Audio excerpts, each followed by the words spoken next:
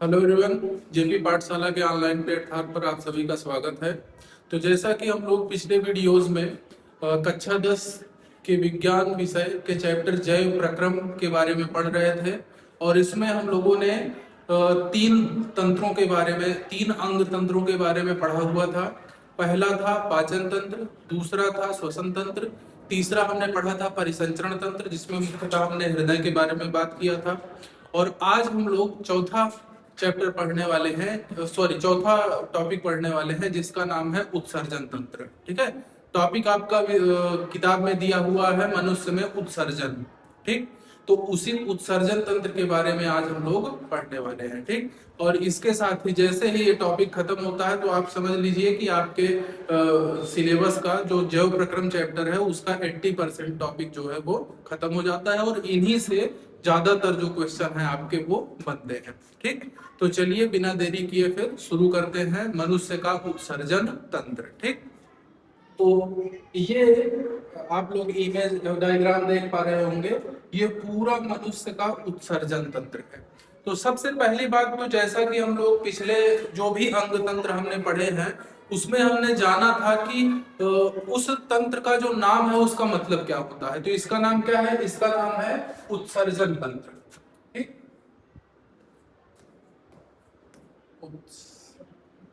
एक मिनट। उत्सर्जन तंत्र। ठीक। तो उत्सर्जन का मतलब क्या होता है? उत्सर्जन का मतलब होता है किसी चीज को निकालना। ठीक है। तो उत्सर्जन हमारे शरीर में किसका होता है? तो अनावश्यक पदार्थों का उत्सर्जन होता है। ठीक है। जो हमारे शरीर के लिए काम के नहीं है उनको शरीर से बाहर निकालने की जो क्रिया है उसी को हम लोग क्या कहते हैं? उत्सर्जन कहते हैं। ठीक। तो शरीर के लिए अनावश्यक पदार्थों को शरीर से बाहर करने की क्रिया जो होती है उसी को हम लोग क्या कहते हैं? उत्सर्जन कहते हैं। ठीक। हालांकि हमारे शरीर में अलग अलग तरीके से कई अंगों से उत्सर्जन होता है। जैसे पसीना निकलता है वो भी एक प्रकार का उत्सर्जन है, लेट्रिन करते हैं हम लोग वो भी एक प्रकार का उत्सर्जन है, शरीर से कार्बन डाइऑक्साइड निकलते हैं वो भी एक प्रकार का उत्सर्जन है। ठीक। तो ये हैं तो सारे उत्सर्जन के ही प्रकार। लेकिन जब हम लोग उत्सर्जन तंत्र के बारे में पढ़ते हैं तो मुख्य रूप से हमारा उद्देश्य होता है ऐसे अंगों के बारे में पढ़ना जो हमारे शरीर से नाइट्रोजन युक्त पदार्थों को शरीर से बाहर निकालते हैं। ठीक है। तो उत्सर्जन तंत्र कौन से अंग हैं? उत्सर्जन तंत्र शरीर के वे अंग हैं जो मिल करके नाइट्रोजन युक्त पदार्थों को शरीर से बाहर निकालने का काम करते हैं। ठीक। अब ये नाइट्रोजन युक्त पदार्थ कौन से हैं? तो नाइट्रोजन युक्त जो पदार्थ हैं उसमें आपका आता है यूरिया और यूरिक अम्ल। यूरिक अम्ल। ठीक। तो दो पदार्थ आपको देखने को मिलेंगे, एक तो क्या है? यूरिया है और एक है यूरिक अम्ल। ठीक। तो जो कि हम इनको निकालते कैसे हैं? तो शरीर से बाहर किस रूप में निकलता है? तो ये शरीर में मूत्र के साथ निकलता है। जब हम लोग पेशाब करते हैं तो उसी पेशाब में ये दोनों पदार्थ जो है स्पेशली यूरिक एसिड जो है ये मिला होता है। ठीक। तो ये दोनों क्या है? ये नाइट्रोजन युक्त पदार्थ है। जैसे आप लोगों ने पढ़ा भी होगा यूरिया का सूत्र NH2CONH2। तो इसमें क्या होता है? नाइट्रोजन होता है। अच्छा, ये बनता किससे है? तो ये बनता है जो हम लोग प्रोटीन खाते हैं ना, तो प्रोटीन में होता है एमिनो अम्ल।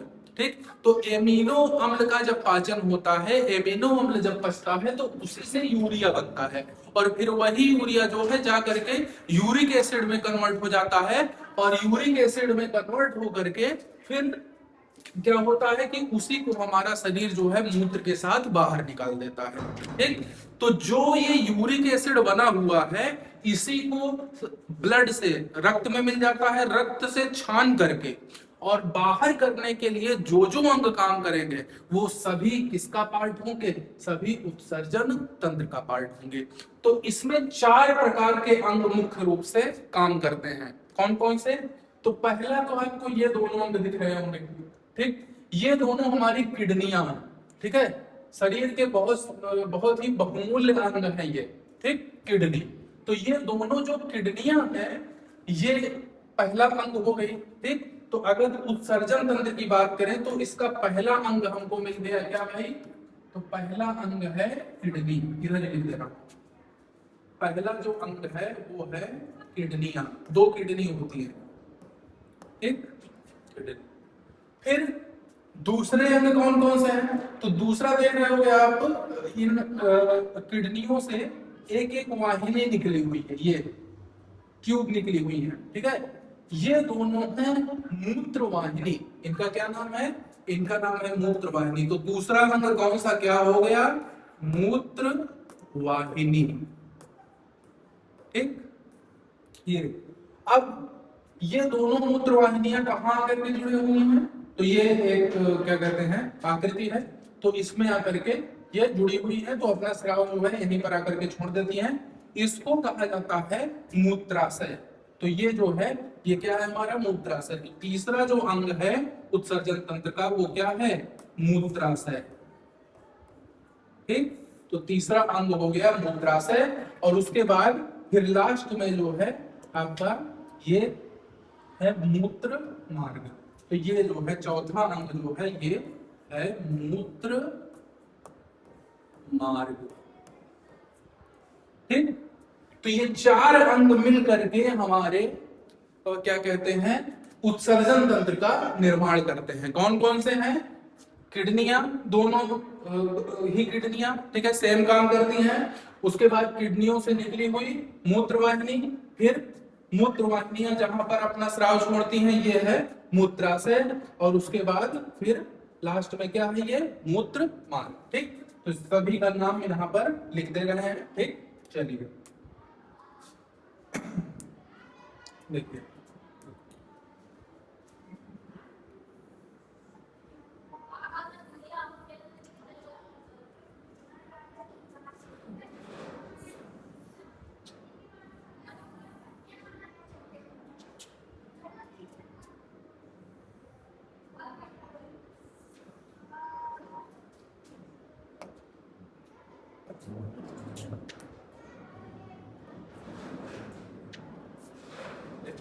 ये दोनों क्या है किडनी, ये हो गई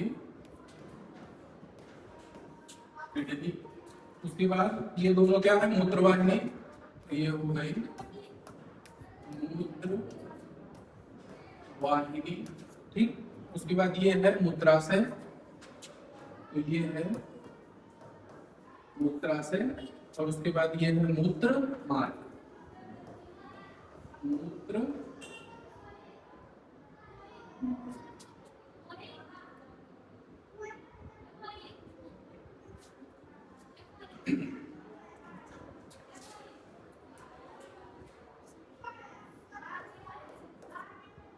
ठीक। तो कितने अंग है हमारे उत्सर्जन तंत्र में, तो ये आपको पता होना चाहिए, ठीक। चलिए अब शुरुआत करेंगे। हमारा मुख्य फोकस क्या रहेगा उत्सर्जन तंत्र में, हमारा मुख्य फोकस रहता है इस किडनी के बारे में पढ़ने में, और किडनी में भी स्पेशली नेफ्रॉन के बारे में पढ़ने के लिए। बाकी इनका तो एक सामान्य सा काम है, ये दोनों क्या करती हैं, ये दोनों जो भी यहाँ से छना हुआ मूत्र रहता है उसको लाती है कहाँ तक, मूत्राशय तक। फिर मूत्राशय क्या करेगा, मूत्र को इकट्ठा कर लेगा, ठीक। फिर समय आने पर मूत्र मार्ग की सहायता से हम लोग इसको बाहर कर देंगे, ठीक। तो इनका तो बहुत सामान्य काम है। मेन काम है उत्सर्जन तंत्र में पढ़ने का किसको, किडनी को, ठीक है। तो किडनी के अंदर नेफ्रॉन पाए जाते हैं, उसी नेफ्रॉन में कैसे छनने की क्रिया होती है वही हम लोगों को मुख्य रूप से इसमें पढ़ना रहता है, ठीक। तो चलिए देखते हैं। तो देखिए अगली स्लाइड में अगर हम देखें तो यहाँ पर देखिए एक किडनी की कार्ड दिखाई गई है। तो जो ये किडनी हमारी है ना, ये इसको अगर बीच पर से काट दें तो काटने के बाद इसके अंदर क्या क्या दिखेगा वो यहाँ पर पूरा बना हुआ है, ठीक। लेकिन हमें सब की आवश्यकता नहीं है। एक मिनट थोड़ा सा इसमें और मुझे बताना चाहिए। देखिए ये दोनों नलियां दिख रही है ना आपको, ठीक। तो जिसमें ये जो नीली नीली है ना, तो नीला कलर कहीं पर भी दिख जाए तो पिछले वीडियो में मैंने बताया था कि नीले कलर का मतलब ऐसा रक्त जिसमें क्या है कार्बन डाइऑक्साइड है, ठीक। तो ऐसा रक्त, तो ये जो है ये है हमारी महाशिरा, ठीक। और लाल वाला कहीं दिख जाए तो मैंने बताया था कि वहां पर ऑक्सीजन युक्त रक्त बह रहा है, तो ये जो है यहाँ पर ये है महाधमनी। ठीक है, तो ये महाधमनी से निकली हुई एक नली है और ये महाशिरा से निकली हुई एक नली है। ठीक, तो ये दोनों ही क्या है, ये दोनों ही दो। अब इसमें यहाँ पर एक थोड़ा सा अंतर है। ठीक, यहाँ पर थोड़ा सा अंतर है। जब मैंने परिसंचरण तंत्र पढ़ाया था तो परिसंचरण तंत्र पढ़ाते समय शुद्ध अशुद्ध के लिए मैंने क्या बताया था, जिसमें ऑक्सीजन होगा वो शुद्ध रक्त है और जिसमें ऑक्सीजन नहीं होगा वो अशुद्ध रक्त है। ठीक, लेकिन यहाँ पर हमारे लिए शुद्ध अशुद्ध अलग है। यहाँ पर ऐसा रक्त जिसमें क्या हो, जिसमें यूरिया हो या यूरिक अम्ल हो, वो हमारे लिए क्या है, वो हमारे लिए अशुद्ध रक्त है। ठीक, और अशुद्ध रक्त यहाँ पर किससे आएगा, ये आएगा ये महाधमनी से। ठीक, इसका नाम भी लिख दे रहे हैं ताकि आप लोग कंफ्यूज ना हो। देखिए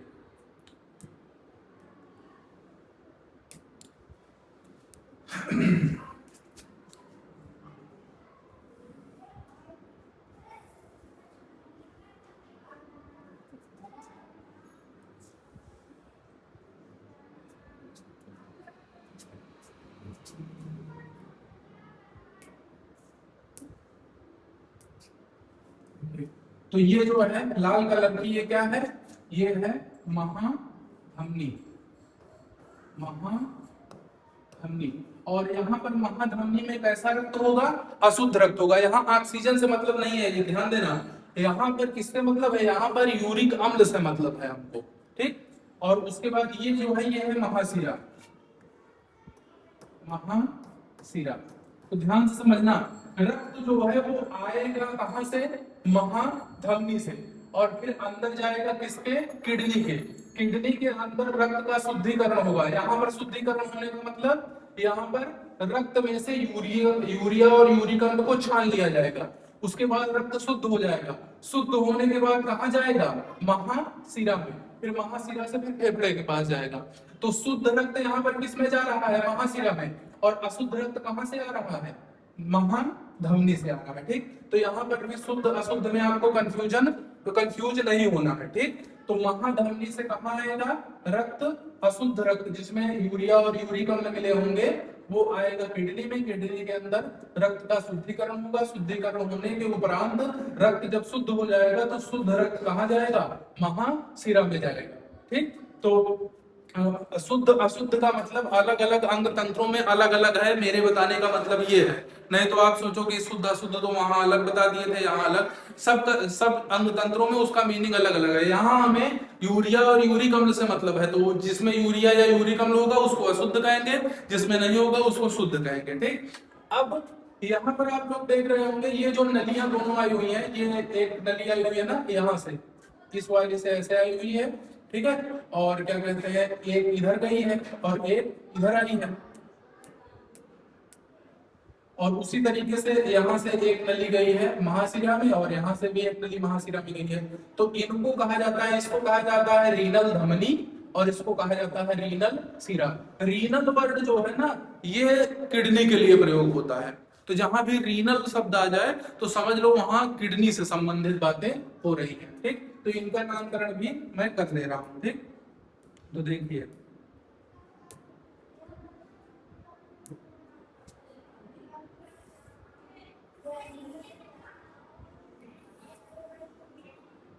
ये, और उसके बाद ये। ठीक, तो इनका नाम है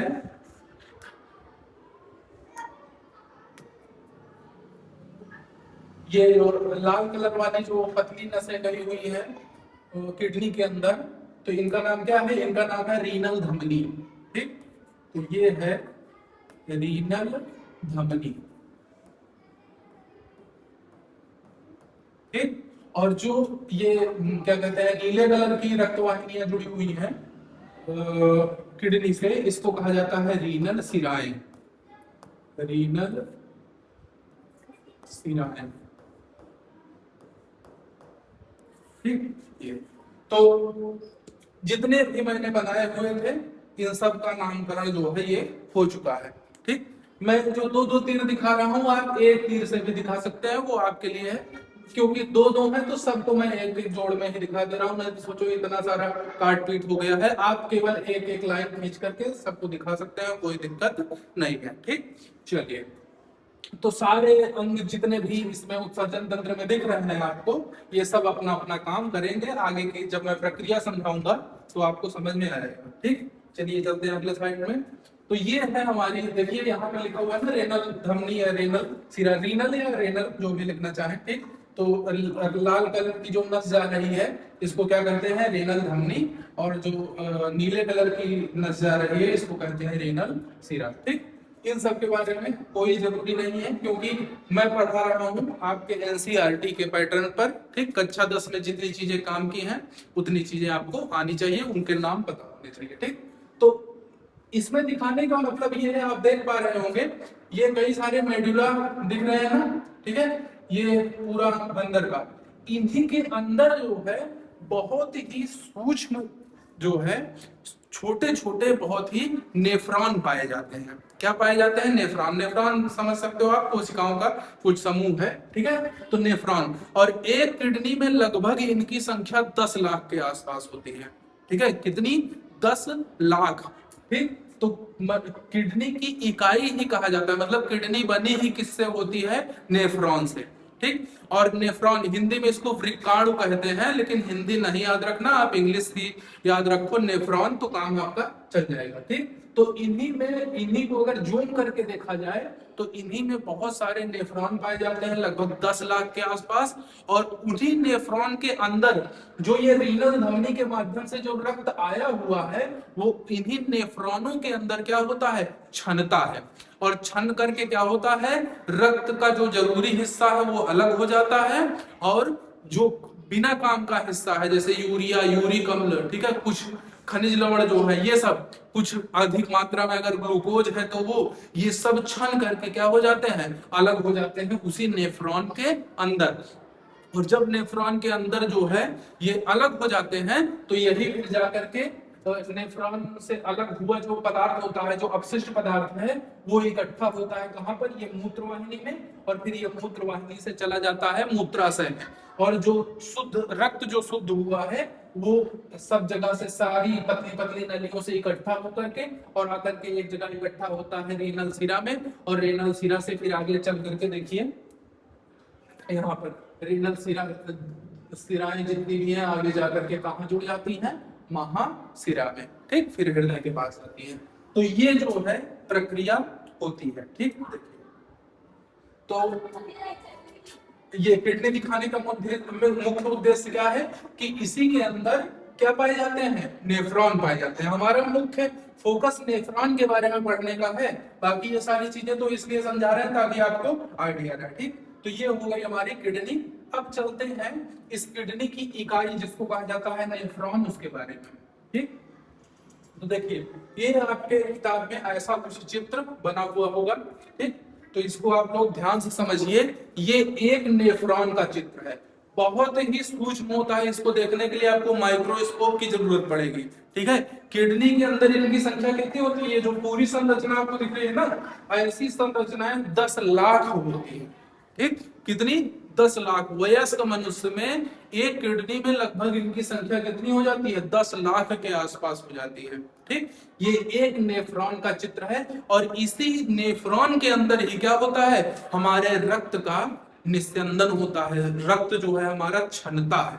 ठीक, और छन करके रक्त में से जो उत्सर्जित होने वाले पदार्थ हैं वो अलग हो जाते हैं, और शुद्ध रक्त हमारा जो है वो अलग हो जाता है। ठीक, तो चलिए अब मैं समझाता हूं आप लोगों को कि इसके अंदर क्या प्रक्रिया होती है, कैसे जो रक्त आता है रीनल धमनी के माध्यम से वो छनता कैसे है। तो ध्यान से समझिए, जो रीनल धमनी आई हुई है वो कई पार्ट्स में बढ़ जाती है, जो जैसा कि आप लोग यहाँ पर देख पा रहे होंगे, ये देख रहे हैं, ये रीनल धमनी गई, पहले तो एक है, फिर 2 पार्ट में डिवाइड हुई, उसके बाद आगे चल करके देखो कई सारी शाखाएं इसकी बढ़ जा रही है ना।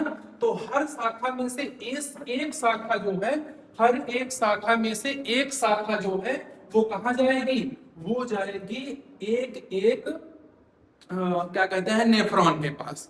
तो इसमें से इसकी कितनी शाखाएं बनती बनती हो जाएंगी, 10 लाख शाखाएं बन जाएंगी। और हर शाखा, एक एक शाखा जो है वो एक एक नेफ्रॉन के पास जाएगी और क्या देगी, अशुद्ध रक्त उस नेफ्रॉन को देगी। और नेफ्रॉन का काम क्या होगा, नेफ्रॉन जो है वो उसको शुद्ध करेगा। ठीक, तो ये जो रीनल धमनी आई आकर के 2 शाखा में बटी, फिर आगे चल करके देख रहे होंगे आप लोग ना, बहुत सारी शाखाएं, तो ऐसी 10 लाख शाखाएं बनेगी और हर एक शाखा एक एक नेफ्रॉन से जुड़ जाएगी। ठीक, तो यहाँ पर जो ये वाली आपको संरचना दिख रही है, ये तो वही जो पतली पतली 10 लाख शाखाएं बनी हुई है रीनल धमनी की, उसी में से एक शाखा ये। ठीक, तो एक शाखा ये रीनल धमनी की आई, आकर के क्या होता है कि जो क्या कहते हैं ये नेफ्रॉन होता है, इसमें एक कैप्सूल टाइप का कुछ इस तरीके से ऐसे जबड़े नुमा, ठीक, ऐसे जबड़े नुमा आकृति होती है, इसको कहा जाता है बोमन संपुट, बोमन्स कैप्सूल। ठीक, क्या कहते हैं इसको, बोमन्स कैप्सूल। और ये जो रीनल धमनी की शाखा आती है, तो ये आने पर क्या होता है, यहाँ पर ऐसे गुच्छे की तरह बन जाती है, जाला बना लेती है। ठीक, तो गुच्छे की तरह यहाँ पर बन जाती है। ये जो गुच्छा होता है, तो मतलब कई शाखाओं में, बहुत सी पतली पतली शाखाओं में, मतलब ये बहुत ही ज्यादा बारीक होती हैं, इनको जो है सूक्ष्मदर्शी से भी देखना कठिन होता है, इतनी पतली पतली होती है। ठीक, तो बहुत ही पतली पतली जो है शाखाओं में बढ़ करके और एक गुच्छे नुमा आकृति बना लेती है। यहाँ पर देखिए, ये मैंने दिखाया हुआ है इसका इनलार्ज्ड पिक्चर। ठीक, तो देखिए रीनल धमनी जो है वो आई हुई है और कई सारे गुच्छों में देखिए पूरा एकदम बढ़ चुकी है। ठीक, अब इस गुच्छे को कहा जाता है केशिका गुच्छ। ठीक, इसको क्या कहा जाता है, केशिका गुच्छ, ग्लोमेरुलस इंग्लिश में कहते हैं। तो ये जो है ये केशिकाओं का गुच्छा बन जाता है। ठीक, अब एक अंतर और आप देखेंगे कि यहाँ पर जो ये रीनल धमनी आती है, ये हल्की सी मोटी होती है, और जब गुच्छा बना के जो बाहर जाने वाली धमनी है, ये पतली होती है। ठीक, तो पतली होती है, तो जो रक्त आता है वो यहाँ पर प्रेशर बन जाता है। भाई एक पाइप मोटी हो, दूसरी पाइप पतली हो, ध्यान समझिएगा।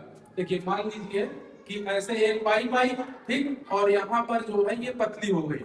ठीक, तो पतली पाइप में क्या होगा, प्रेशर ज्यादा बन जाएगा। ठीक, तो यहाँ पर क्या होता है, प्रेशर, जो रक्त का दाब है वो बहुत ज्यादा बढ़ जाता है, और जब रक्त का दाब बहुत ज्यादा बढ़ जाता है, तो रक्त का दाब मैंने से क्या होता है, जैसे यहाँ पर मान लो कोई भी जो है द्रव आ रहा था, अब यहाँ पर जब प्रेशर ज्यादा हो जाएगा तो पानी, सॉरी, जो भी द्रव होगा वो बाहर निकलने की कोशिश करेगा। ठीक, बाहर निकलने की। तो यहाँ पर केशिका गुच्छ में क्या होता है कि बहुत सारा जो है पदार्थ वो रक्त में, इसकी दीवारों से, जो केशिका गुच्छ है इसकी दीवारों से छन करके बाहर आ जाते हैं। ठीक, क्या हो जाता है, छन करके बाहर आ जाते हैं। और इस छन करके बाहर आने की जो क्रिया है, इसी को कहा जाता है परानिस्यंदन।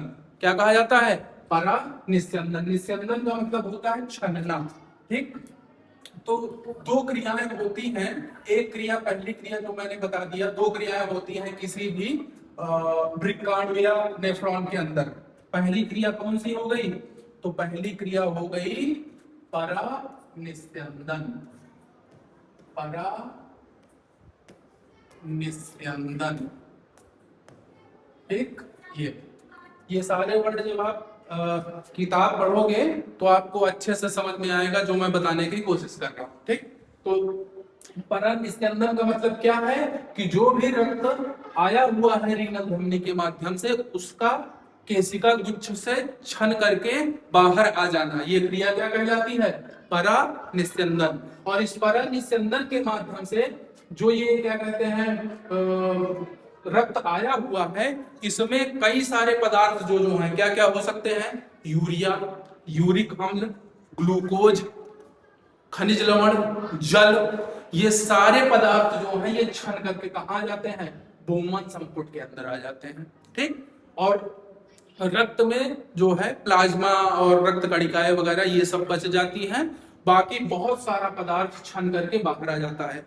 अच्छा, क्या छने तो अच्छा रहे, तो यूरिया और यूरिक अम्ल छन जाए तब तो अच्छा है, लेकिन अगर ग्लूकोज भी छन करके चला जा रहा है, आयंस भी छन करके चले जा रहे हैं, उसके बाद खनिज लवण भी छन करके बाहर चला जा रहा है, ज्यादा मात्रा में पानी भी अगर छन करके बाहर चला जा रहा है, ये सब समस्या है। ठीक, ये सब क्या है? समस्या है। किसके लिए समस्या है? शरीर के लिए समस्या है, क्योंकि आवश्यक पदार्थ भी अगर छन करके बाहर चला गया, यहाँ दाब ज्यादा हुआ था, दाब के कारण छन तो गए, लेकिन छनते समय कई सारे आवश्यक पदार्थ भी छन गए। ये गलत बात है। ठीक, क्योंकि हमारे शरीर को उनकी आवश्यकता है, ग्लूकोज की आवश्यकता है, खनिज लवण की आवश्यकता है, जल की आवश्यकता है। तो परास्निस्यंदन में क्या होता है कि कई सारे आवश्यक पदार्थ भी छन करके बाहर चले जाते हैं। तो फिर उनका क्या करना है? उनको फिर से अवशोषित करना पड़ेगा, अवशोषित करके फिर से ब्लड में मिलाना पड़ेगा। ब्लड में मिल जाएगा तभी हमारी छनने की क्रिया पूरी कंप्लीट मानी जाएगी। तो दूसरा जो क्या कहते हैं स्टेप होता है, पहला तो पर्यानिस्यंदन जिसमें छने पदार्थ, अब दूसरा है कि उसमें से जो प्रमुख पदार्थ हैं जो शरीर के लिए उपयोगी हैं, उनको क्या करना है? फिर से अवशोषित करना है। तो दूसरी जो प्रक्रिया होती है इसका नाम है चयनित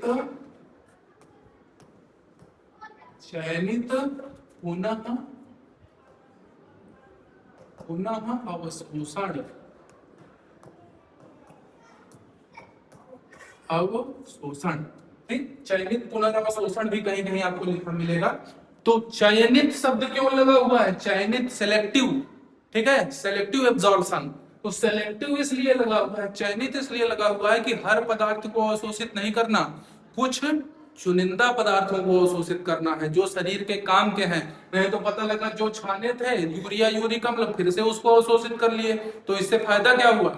हमें क्या करना है? हमें जो शरीर के लिए आवश्यक पदार्थ है उनको पुनः अवशोषित करना है। तो दूसरा स्टेप है इसका क्या? चयनित पुनः अवशोषण, पुनर्अवशोषण। ठीक, तो ये क्रिया आगे होती है। अब देखिए बोमन कैप्सूल में कौन कौन इकट्ठा हुआ है? यूरिया, यूरिक अम्ल, जल, खनिज लवण, उसके बाद ग्लूकोज, ये सब इकट्ठा हो गए हैं। अब ये आगे बढ़ेंगे, ठीक है, तो ये आगे बढ़ेगा। तो वृक्काणु जो है इसका ये नलिकाकार भाग होता है, ट्यूबोल इसको कहते हैं इंग्लिश में, ठीक है।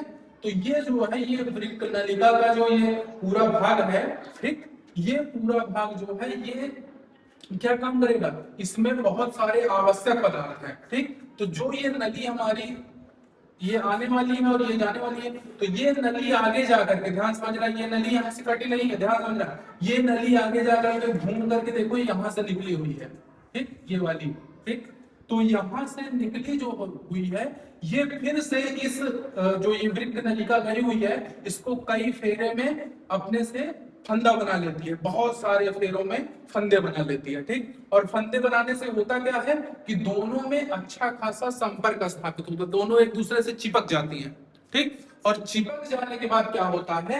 चिपक जाने के बाद जो जो हमारे शरीर के आवश्यक पदार्थ जो यहाँ पर छन के करके निस्यंदित होकर के बोमन कैप्सूल में आ गए थे, वो सारे धीरे धीरे इसी में इकट्ठा होते जाते हैं, ठीक। जो ये नली निकली हुई है रीनल वाली, ठीक, इसी में क्या होगा? ये कई सारे फेरों में बहुत सारा गुच्छा बना लेती है, तो दोनों का कांटेक्ट इतना बढ़िया हो जाता है कि एक नली से दूसरे नली में पदार्थ ट्रांसफर हो जाते हैं, ठीक है। तो जो ये वाली नली है, ठीक है, वृक्क नली, इसमें बहुत सारा आवश्यक पदार्थ है, उसको तो छान लेती है ये वाली नलियां, ठीक, अपने अंदर ले लेती है, और जो अनावश्यक पदार्थ है वो घूम फिर करके फिर कहाँ चला जाता है? तो मूत्र संग्राहक नली में चला जाता है, ठीक। और ये वाली नली यही वाली है, ध्यान से समझिएगा, देखिए ये वाली